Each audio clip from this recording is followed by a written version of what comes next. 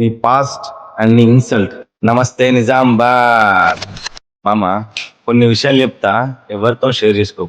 Number 1, నీ family ముచ్చట్లు, నీ ఫ్యామిలీ సీక్రెట్స్ విషయాలు, ఇంకా నీ ఫ్యామిలీలో జరిగే గొడవలు ఎవరితో షేర్ చేసుకో మామ. ఎందుకంటే ఎవడు వచ్చి నీకు హెల్ప్ చేయడు మామ.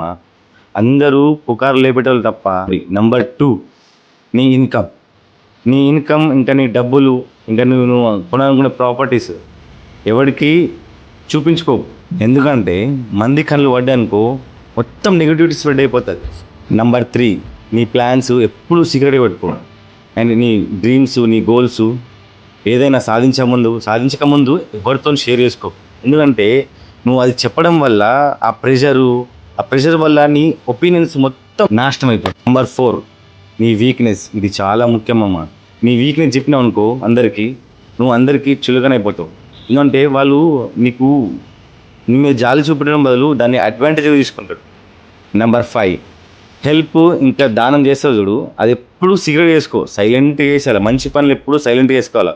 పబ్లిక్ చేయడానికో లేక షో ఆఫ్ చేయడానికి చేసినావు అనుకో అది ఎప్పుడు మంచిది. నెంబర్ 6, నీ ఎమోషన్స్ని ఎప్పుడు కంట్రోల్లో పెట్టుకో. పబ్లిక్ ముందు పెట్టకు. ఎందుకంటే పబ్లిక్ ఎట్లా అంటే నీకు ఎవరైతే ఇంపార్టెంట్ అనిపిస్తారో వాళ్ళతో షేర్ చేయి, అందరితో షేర్ చేసుకో. నంబర్ 7, నీ పాస్ట్ అండ్ నీ ఇన్సల్ట్. ఎక్కడ ఇన్సల్ట్ అయిన విషయాలు ఉంటాయి చూడు, లేకపోతే నువ్వు ఫెయిల్ అయిన విషయాలు ఉంటాయి చూడు, అవి అందరితో చెప్పుకో. ఎందుకంటే అందరికన్నా అవి చెప్పుకొని నువ్వు టాక్సిక్గా మారక మామ.